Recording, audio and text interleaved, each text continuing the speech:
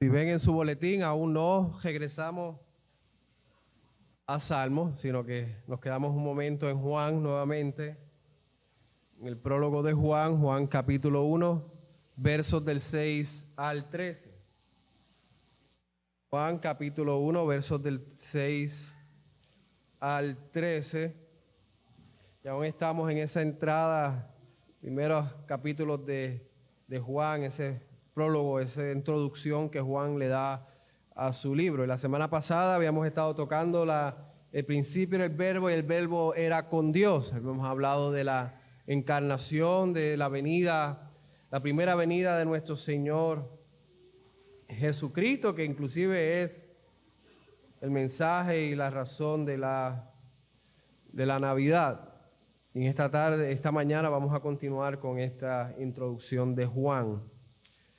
En muchos aspectos de nuestras vidas, en muchas actividades de nuestras vidas nos preparamos.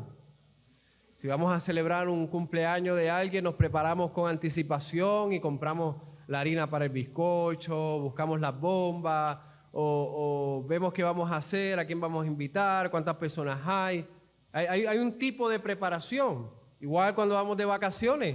Quizás las vacaciones toman una preparación más larga, ya un año y medio antes. Depende, ¿verdad?, de sus recursos. Es que usted comienza a prepararse, a pensar en cuánto va a gastar, dónde va a ir, qué va a hacer, qué actividades va a hacer durante el día. Y usted se prepara con anticipación. Y quizás como padres nos preparamos primero, pensamos primero y luego le informamos a nuestros hijos. Hay una información que damos ahí.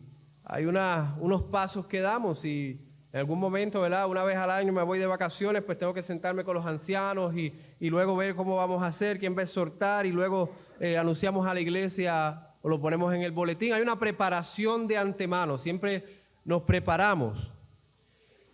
Pues con la venida de nuestro Señor Jesucristo no fue la excepción. El Señor Jesucristo fue anunciado desde el Antiguo Testamento. Había ya una preparación, había profetas que hablaban de que el pueblo se tenía que preparar. ¿Para qué?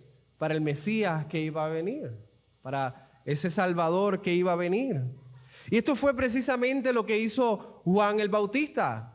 Juan el Bautista anunciaba, hacía camino, anunciaba la venida del Mesías, estaba preparando al pueblo para la venida del Salvador, de Rey de Reyes y Señor de Señores. Pero hermano, el trabajo no quedó ahí tampoco, no quedó en que Cristo vino, se cumplió lo que Juan el Bautista había anunciado, sino que el trabajo del anuncio y la preparación continúa. Nosotros como iglesia nos preparamos como iglesia y anunciamos la segunda venida del Señor Jesucristo, y debemos de tener esa preparación. ¿Nos preparamos qué? Nos preparamos espiritualmente. Y usted dirá, ¿y cómo se prepara espiritualmente? Usted vive su vida cristiana. Usted anhela la santificación, usted anhela conocer más a Cristo, usted anhela agradar más a Dios, usted quiere morir más y más al pecado y vivir para la gloria de Dios día a día. Esa es la preparación para la venida de nuestro Señor Jesucristo nuevamente. Pero adicional de la preparación, nosotros también debemos anunciar esa venida. Debemos de hablar a otros acerca del Evangelio, de que Cristo no solamente vino, murió en la cruz del Calvario, sino que va a regresar también por su iglesia para vivir por toda la eternidad con Él. Así que nos ponemos de pie y leemos Juan capítulo 1, verso del 6 al 10. Juan capítulo 1, versos del 6 al 10. Y dice así la palabra de nuestro Dios. Hubo un hombre enviado de Dios, el cual se llamaba Juan. Este vino por testimonio, para que diese testimonio de la luz, a fin de que todos creyesen por él. No era él la luz, sino para que diese testimonio de la luz. Aunque aquella luz verdadera, que alumbra a todo hombre, venía a este mundo. En el mundo estaba, y el mundo por él fue hecho, pero el mundo no le conoció. A los suyos vino, y los suyos no le recibieron. Mas a todos los que le recibieron, a los que creen en su nombre, les dio potestad de ser hijos hechos hijos de Dios, los cuales no son engendrados de sangre, ni de voluntad de carne, ni de voluntad de varón, sino de Dios. Pueden tomar asiento. He dividido este mensaje en 2 puntos, pero antes de eso vamos a ver en este mensaje que Jesús es la luz que debemos de anunciar. Vamos a ver que Jesús es la luz que debemos anunciar. He dividido en 2 puntos. Primer punto, verso del 6 al 9. La luz del mundo es anunciada. Versos del 6 al 9, la luz del mundo es anunciada. Y versos del 10 al 13, la luz del mundo es rechazada o por gracia recibida. La luz del mundo es rechazada o por gracia recibida. Y vamos al primer punto, la luz del mundo es anunciada. Y aquí vamos a ver que el mensajero es enviado por Dios. El mensajero siempre es enviado por Dios. Y segundo, vamos a ver que el mensajero tiene como propósito que crean. El mensajero tiene como propósito que crean. Vamos entonces a la primera parte de este primer punto. El mensajero es enviado por Dios. Fíjense lo que dice Juan en el versículo 6. Hubo un hombre enviado de Dios, el cual se llamaba Juan. Y conocemos que este es Juan el Bautista. Y Juan el apóstol, Juan el que escribió el Evangelio, dice que Juan el Bautista era enviado por Dios. Era llamado por Dios a hacer un trabajo en específico. Había sido directamente enviado de parte de Dios. ¿Y para qué era enviado de Dios? Para anunciar, para preparar el camino del Señor Jesucristo. Juan el Bautista, podemos entender que él era el último profeta del Antiguo Testamento. Y él venía a anunciar, a hablar de la voluntad de Dios al pueblo. Y este era el trabajo de los profetas. El trabajo de los profetas no era anunciar lo que iba a pasar en el futuro. Si ustedes se dan cuenta, en el Antiguo Testamento son pocos los que anunciaban el futuro, los que predecían, los que decían el futuro por parte de Dios, sino que la mayor parte de los profetas y el trabajo principal de los profetas era hablar de la voluntad de Dios, lo que Dios quería que ese pueblo hiciera. Si el pueblo estaba desobediente, Dios por medio del profeta llamaba a la obediencia al pueblo. Y también el profeta anunciaba destrucción. El profeta decía: obedezcan, arrepiéntanse, si no viene juicio para ustedes. Era para que el pueblo conociera esa voluntad de Dios, para que se arrepintieran, para que vieran la gracia, el amor, la paciencia de Dios. Eran hombres que hablaban directamente el mensaje de Dios. Y así era Juan el Bautista. Juan el Bautista no era diferente a Moisés, a Isaías o a Jeremías y entre otros profetas. Era igual que ellos. Pero hay algo también en común en los profetas del Antiguo Testamento. Los profetas del Antiguo Testamento basaban su mensaje sobre el mensaje de Moisés. ¿Y cuál era ese mensaje? Que venía el Salvador. Génesis 3:15, que venía el Mesías, que venía la simiente de la mujer para salvar a su pueblo, para entregarse como sacrificio en la cruz del Calvario, para que todo aquel que en él cree no se pierda, mas tenga vida eterna. Todos ellos anunciaron de Cristo Jesús. Hay solamente un personaje principal en las Escrituras y es Dios, es Cristo. Y estos profetas hablaban de su venida. Esos profetas hablaban, daban tipos, daban sombra de Cristo, del Salvador que iba a venir a entregar su vida. Ese era el mensaje principal de los profetas. Cristo era el mensaje principal de los profetas. Y ahora usted compara los profetas bíblicos con los profetas de hoy día y usted va a ver una gran diferencia, enorme, porque el centro del mensaje de los profetas de hoy día no es Cristo Jesús. Es más bien cuánta bendición usted va a tener, cuán grandioso usted es, Dios le debe a usted. y todo ese tipo de mensaje.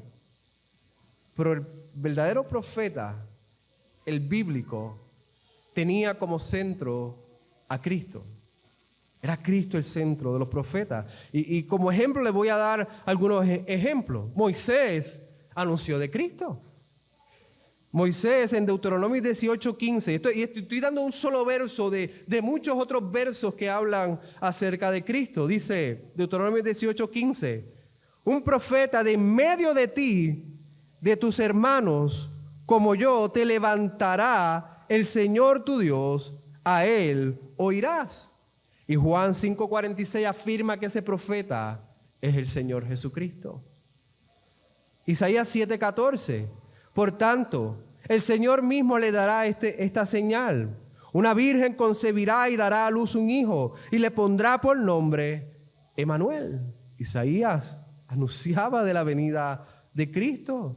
Y Jeremías 23:5-6 dice, vienen días, declara el Señor, en que levantaré a David un reino justo y él reinará como rey. Actuará sabiamente y practicará el derecho y la justicia en la tierra. En sus días Judá será salvada e Israel morará seguro. Y este es su nombre por el cual será llamado el Señor justicia nuestra.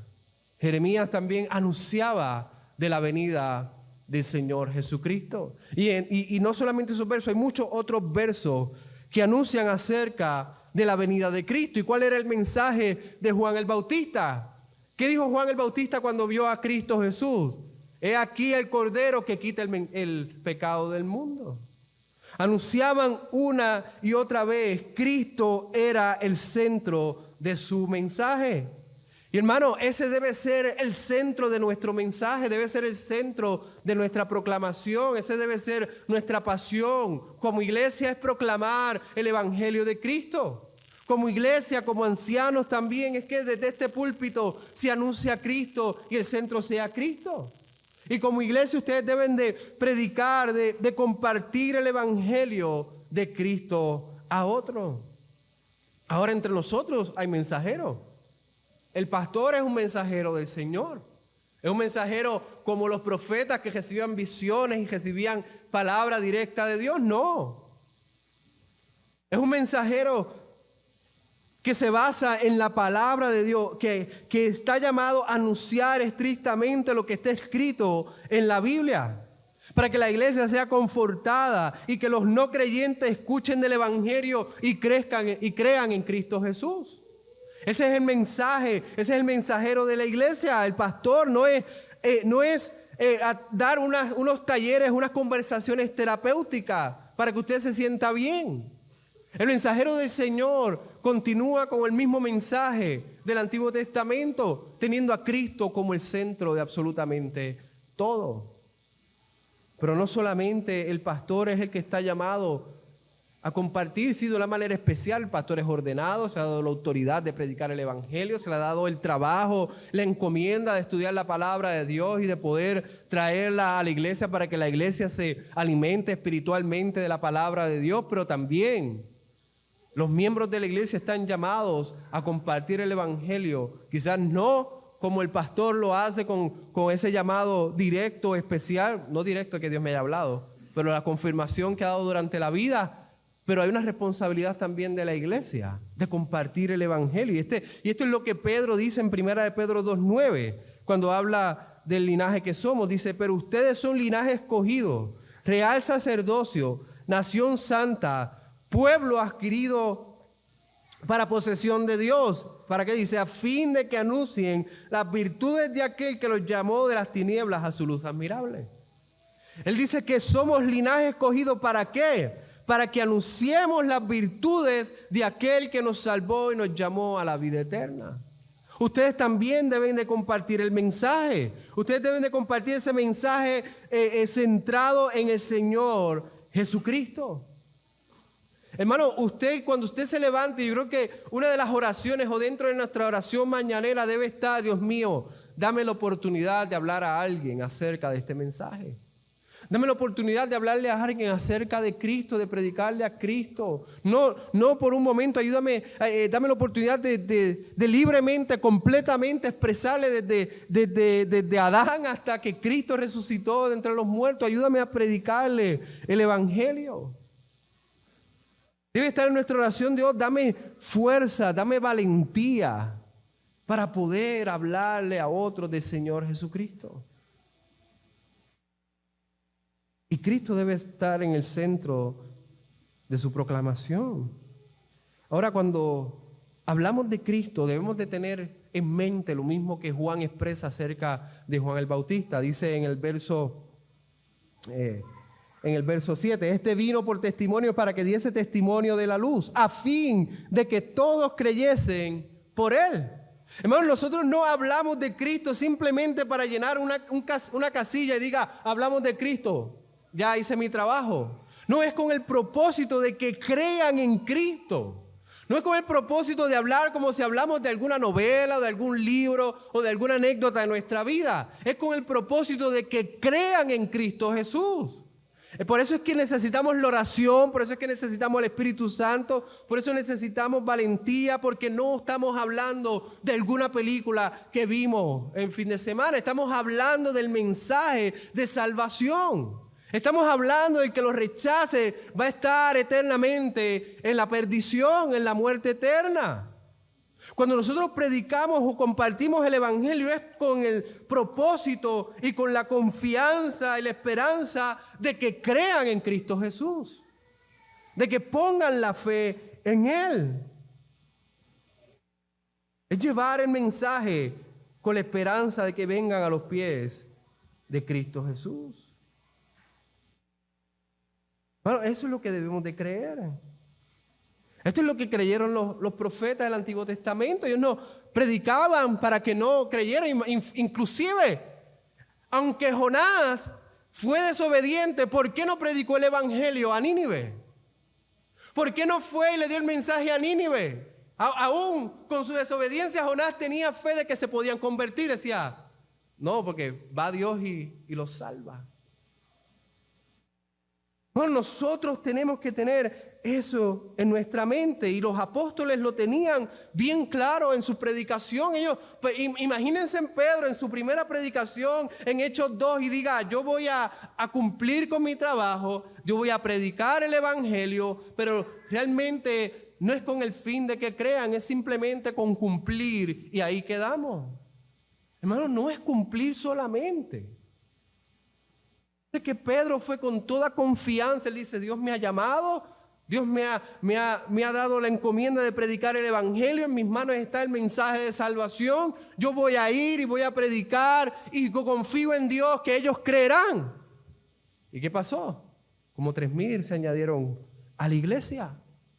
Pero si de entrada vamos con una actitud pesimista, en donde no van a creer en que este mundo está muy duro, en que tienen el corazón frisado, en que el mundo los llama, en que hay tantas cosas en el mundo que ¿cómo va a escuchar el Evangelio? Y si usted va de esa manera, entonces usted no va a cumplir el propósito de compartir el Evangelio.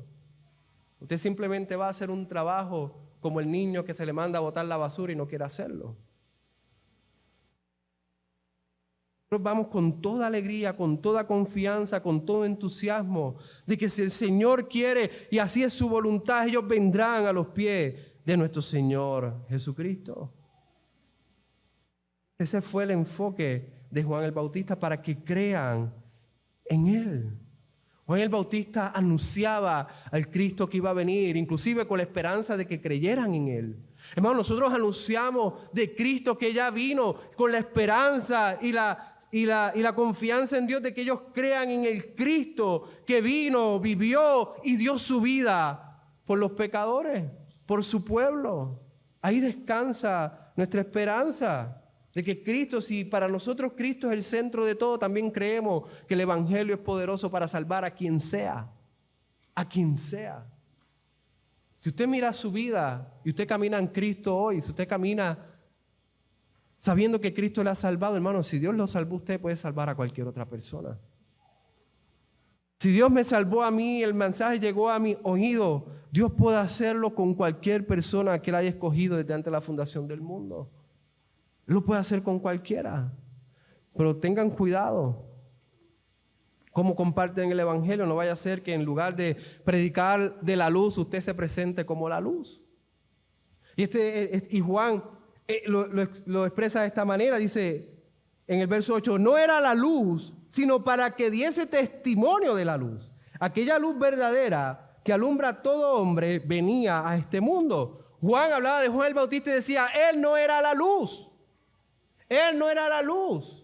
Él sí es llamado por Dios como mensajero, como Jeremías, como Isaías, como Abraham. Él era llamado, él fue llamado por Dios para ser profeta, como Cristo es llamado por Dios para que viniera al mundo. Pero Juan quería tener bien claro de que Juan el Bautista no era la luz. Él vino a anunciar la luz del evangelio. Y Juan el Bautista lo tenía bien claro. En un momento él dijo, yo quiero minimizar para que Cristo crezca. Yo quiero hacerme pequeño para que Cristo sea grande. Él sabía el propósito, él sabía el centro del evangelio, que no era él. El centro del mensaje no era Juan el Bautista, no era Jeremías, no era Abraham, no era Isaías. El centro del mensaje en todo momento es Cristo Jesús.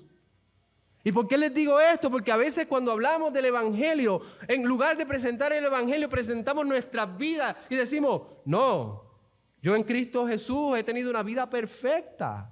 He manejado a mis hijos de manera perfecta, mi hogar, mi trabajo, todos se llevan conmigo. Quedan sorprendidos con mi ética de trabajo. En mis luchas personales, pues bien poco, lucho con el pecado, bien poquito. Porque he podido superar el pecado. No estoy ni con depresión, ni con ansiedad, ni con angustia. No me preocupa absolutamente nada. Fíjate, eso es lo que hace el evangelio en nuestras vidas. Entonces disfrazan su autojustificación detrás del evangelio. Y al parecer ellos no están presentando a Cristo como la luz. Al fin y al cabo, cuando usted escucha a estas personas hablar, usted dirá, pero ¿a quién está presentando? ¿Se está presentando a Él o me está presentando a Cristo? ¿Cuál de los dos me está presentando, hermano? Nosotros no somos la luz. Su testimonio de vida no es el evangelio. El mensaje centrado en Cristo Jesús es el mensaje del evangelio. Usted necesita hablar del evangelio para entonces presentar a Cristo. Su testimonio no es el evangelio. Necesita presentar a Cristo, necesita articular que Cristo vino al mundo, vivió una vida perfecta, se entregó en la cruz del Calvario y resucitó al tercer día por consecuencia de mis pecados y de todo aquel que cree en Él. Ese es el evangelio, nosotros no. Nosotros somos personas salvas por Cristo que estamos luchando con el pecado. Somos personas salvas por la gracia de Cristo Jesús que anhelamos cada vez más que el amor de Cristo acapare todo nuestro corazón. Somos personas que queremos que el pecado muera cada vez más y más y más y ser más semejante a nuestro Señor Jesucristo. Somos personas salvas que una y otra vez y diariamente confesamos nuestros pecados delante de aquel que murió en la cruz del Calvario. Pero nosotros no somos la luz. Nosotros dependemos de la luz. Anhelamos la luz. Queremos vivir bajo la luz constantemente y que nuestros corazones no se vayan detrás del mundo y los deseos de nuestra carne. Queremos que nuestros deseos estén totalmente y completamente presentes delante de Cristo, anhelándolo a Él, más que a cualquier otra cosa en el mundo. Pero no se equivoquen, no somos la luz. Cristo es la luz y de Él es que tenemos que anunciar. Nosotros no podemos salvar absolutamente a nadie, al contrario, podemos ayudar a la gente a perderse más. Pero somos salvos y estamos presentes y estamos confiados en la salvación en Cristo Jesús, pero es solamente y únicamente por el trabajo que Cristo hizo, el trabajo perfecto que Cristo hizo desde su nacimiento hasta su resurrección, inclusive hasta hoy día que está sentado a la derecha de Dios Padre, abogando, intercediendo, hablando a nuestro favor. Dependemos completamente de Él. Y el segundo punto, la luz del mundo es rechazada o recibida por gracia. Verso del 10 al 13 dice: En el mundo estaba y en el mundo por él fue hecho. Pero el mundo no le conoció. A los suyos vino y los suyos no les recibieron. Mas a todos los que le recibieron, a los que creen en su nombre, les dio potestad de ser hechos hijos de Dios, los cuales no son engendrados de sangre, ni de voluntad de carne, ni de voluntad de varón, sino de Dios. Aquí vemos que la luz fue rechazada por los suyos. Hermano, esto es una de las cosas que usted va a enfrentar si realmente usted predica el evangelio, si comparte el evangelio. O lo reciben o lo rechazan. Y aquí Juan está diciendo que a los suyos vino. Hay muchos que dicen que está hablando de los judíos, de los suyos vino, del pueblo étnico de Dios. A los suyos vino, a Israel vino y no le recibieron. No lo conocieron, el mundo no lo conoció. Habla de todo el mundo en este momento. El mundo no le conoció, ni el mundo lo conoció, ni los suyos lo recibieron. ¿Y por qué no le recibieron? ¿Por qué el mundo ni los suyos le recibieron? Por el pecado original del hombre. Y he escuchado todos los domingos esto desde este púlpito. Nosotros nacemos con una naturaleza pecaminosa. Y esa naturaleza pecaminosa, con eso que nacemos, no nos permite conocer, ni aceptar, ni buscar a Dios. Esa es la razón por la que los judíos no creyeron en Cristo. No por ser judíos son salvos. El judío, el gentil, el puertorriqueño, el español, el argentino, el americano, cualquier persona que quiera ser salva tiene que poner la fe en Cristo Jesús. Es por Cristo Jesús únicamente que alguien puede tener la salvación. Y el hombre y la mujer naturalmente no reciben a Dios, no ponen la fe en Cristo Jesús sin que su corazón sea renovado, sea cambiado, sea transformado. Nadie puede creer en Cristo sin que su corazón sea transformado. Y hermano, aquí vemos la gracia de Dios. No solamente nos da el mensaje, Él no solamente nos da el mensajero, sino que Él también nos da el poder del Espíritu Santo para creer en Él. Y hermano, si usted usted no ha creído en Cristo Jesús, el comienzo de creer en Cristo es primero escuchar el evangelio. Y yo le exhorto a que usted escuche bien el evangelio y le pida al Espíritu Santo que le toque su corazón y los traiga rendidos a los pies de nuestro Señor Jesucristo. Y no le rechace. No le rechace, sino que lo reciba, porque el que lo rechaza experimentará la muerte eterna en el infierno. Y segundo, la luz es la vía para ser hijos de Dios. El que recibe este mensaje, el que recibe el mensaje del evangelio, Dios le da la adopción. Dios los llama hijos de Él. Y fíjense lo que dice nuestro catecismo, pregunta 34, dice, ¿qué es la adopción? La respuesta de la adopción es un acto de la libre gracia de Dios, por el cual somos recibidos en el número y tenemos derecho a todos los privilegios de los hijos de Dios. Hermano, el catecismo dice privilegios. Privilegios. En este mundo hay un movimiento que va en contra de los que son privilegiados. Y ser privilegiado no es nada malo.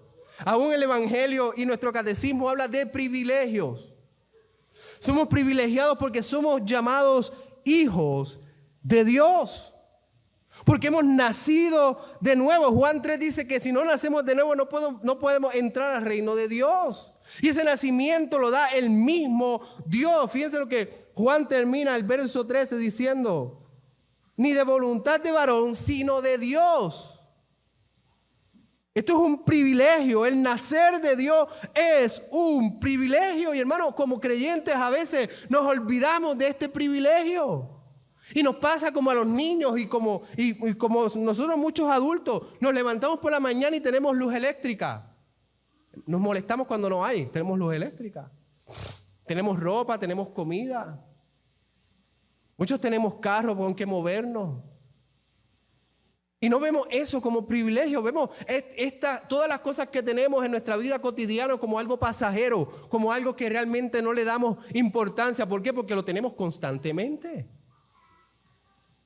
De otros países usted va a ver sus privilegios grandemente. Y de igual manera venimos a la iglesia domingos tras domingo, nos sentamos en la liturgia, escuchamos la palabra de Dios, disfrutamos de una libertad con nuestros otros hermanos en Cristo y no vemos ese privilegio, sino como que lo tenemos domingo tras domingo, no vemos la bendición y el amor de Dios con lo que nos ha dado. ¿Por qué? Porque pasamos por alto y lo vemos como algo cotidiano. Y hermano, a veces las doctrinas y las enseñanzas bíblicas las tomamos de igual manera. Escuchamos, ustedes son adoptados como hijos de Dios. Y quizás muchos se queden, qué bueno, súper. Pero somos adoptados y somos llamados hijos de Dios. No podemos tomar esto como algo ligero. Estamos perdidos, no éramos hijos de Dios, éramos hijos de perdición, en la oscuridad, en los deleites de la carne. Estábamos perdidos y sin embargo Dios nos adoptó y nos llamó hijos de Él. Ustedes no son huérfanos. No están en el mundo como si no tuvieran un Padre celestial. Nuestro Padre es el creador de todas las cosas. Este es el privilegio que tenemos. Fíjense como Primera de Juan 3:1 lo dice. Miren cuán gran amor nos ha otorgado el Padre. No hay mayor amor que la adopción del Padre celestial. No hay mayor amor. Su papá, su mamá, sus abuelos, sus hermanos, sus tíos, sus vecinos, sus amigos no le van a dar el mismo amor que el amor de nuestro Padre celestial. Mira cuán amor nos ha dado el Padre celestial, que seamos llamados hijos de Dios. Y eso somos. Por esto el mundo no nos conoce, porque no lo conoció a Él. Hermano, usted está agradecido de ser hijo de Dios. Usted ve el privilegio de que un Dios grande, un Dios creador, un Dios que está distante de nosotros, que hay una diferencia entre creador y criatura, y sin embargo Él envió a su Hijo, Cristo Jesús, para que muriera en la cruz del Calvario, y el Espíritu Santo para que tocara su corazón y le regalara la adopción. Eso es un gran privilegio. Ni el presidente de los Estados Unidos sabe que usted existe. Pero el Dios creador de todas las cosas conoce a sus hijos y lo conoce usted por nombre. Y entregó a su Hijo natural por usted para que usted pudiera vivir eternamente con Él, lo glorificara y disfrutara de Él para siempre. Eso es un gran privilegio. Y ahora, como hijos de Dios, ¿cómo debemos vivir? Y con esto termino. Ahí es que se demuestra realmente que amamos a nuestro Padre. Ahí es que realmente se demuestra que estamos agradecidos de su adopción. Yo sé que muchos padres aquí saben que sus hijos le aman. Pero yo sé que muchos de sus labios ha salido: si tú me amas, hijo o hija, realmente, entonces tú me obedeces. Entonces tú lo demuestras. Yo sé que muchos padres aquí lo han hecho. No sé si yo soy el único o estoy solo. Pero esa es la manera quizás en que medimos el amor de nuestros hijos para con nosotros. Y no quiere decir que ellos no nos amen. Hay una rebeldía, hay un pecado natural que está en cada uno de ellos y de nosotros. Pero de igual manera nosotros como hijos de Dios, la manera en que demostramos nuestro agradecimiento, nuestro amor, nuestra gratitud, nuestra entrega con nuestro Padre Celestial es por medio de la manera en que vivimos nuestros días. Es la manera en que pensamos nuestros pensamientos. Es la manera en que actuamos con nuestro prójimo. Ahí realmente se ve lo agradecidos que estamos de nuestro Padre Celestial. Fíjense lo que dice Primera de Juan 2:15 al 17. Yo creo que esto lo tomen personal y piensen y mediten que Dios le está hablando a ustedes personalmente. Lo está haciendo, es la palabra de Dios. Dice: no amen al mundo, ni las cosas que están en el mundo. Si alguno ama al mundo, el amor del Padre no está en el mundo. Porque todo lo que hay en el mundo, la pasión de la carne, la pasión de los ojos y la arrogancia de la vida, no provienen del Padre, sino del mundo. El mundo pasa y también sus pasiones, pero el que hace la voluntad de Dios permanece para siempre. A veces pensamos en el mundo y decimos el mundo, pues pensamos en una discoteca o pensamos en otras cosas más extravagantes, pero realmente no hay que ir afuera para actuar como el mundo. Usted puede estar entre su familia entre sus hermanos, entre la iglesia, y sin embargo la manera y la metodología de vivir para usted es según el mundo. Aquí está hablando de que nosotros no somos del mundo, que nuestras pasiones deben estar bajo Cristo Jesús, sujetas a Cristo Jesús, que las pasiones de nuestros ojos debe estar en Cristo y nuestro deseo debe ser Cristo, y que no debemos ser arrogantes en la vida porque eso no proviene del Padre. Hermanos, nosotros no, nuestra metodología no es del mundo, nuestra metodología es de Dios, de las Escrituras. Estamos en el mundo, vivimos entre el mundo, pero recuerden siempre que los hijos de Dios nunca son parte del mundo. La manera en que actuamos, la manera en que pensamos, la manera en que hablamos, la manera en que vestimos, la manera inclusive en que tratamos a nuestro prójimo, delata quiénes somos. Delata que somos hijos de Dios. Hermanos, si su amor por el mundo es bastante grande a tal modo que usted diría que tiene la misma metodología del mundo, aún Cristo está presente para perdonarnos. Aún Él nos perdona, así que vengamos delante de Cristo, vengamos delante de Dios con la ayuda del Espíritu Santo y le pidamos perdón por la manera en que hemos actuado, porque no hemos actuado como hijos de Dios, sino hemos actuado según la metodología del mundo. Así que, hermano, hemos visto hasta ahora que la luz del mundo es anunciada. Fue anunciada por Juan el Bautista, fue anunciada por los profetas, es anunciada por el pastor y debe ser anunciada por la iglesia, con Cristo como centro. Y hemos visto que la luz del mundo fue rechazada y por gracia recibida. Hermanos, nosotros vamos confiadamente predicando el Evangelio, creyendo que van a creyendo con toda confianza en Dios, que van a creer en Dios, pero no todos lo van a aceptar. Usted va a recibir rechazo no solamente de su mensaje, sino va a recibir rechazo también de su persona. Pero esto es a lo que nos ha llamado Dios, a compartir, a vivir el Evangelio como hijos de Dios. Así que, hermanos, demos gracias a Dios porque a nosotros se nos ha dado la encomienda del mensaje, pero también se nos ha dado la encomienda de vivir para su gloria. Y no existe mayor bendición, no existe mayor amor que el que vivir como hijos de Dios. Él nos llamó y nos preservará hasta el final. Preocupémonos por vivir realmente como personas que aman, que anhelan, que tienen hambre, que desean que Cristo realmente tome posesión, no de una parte en su vida, sino de todo lo que conlleva ser la persona que usted es. Oramos.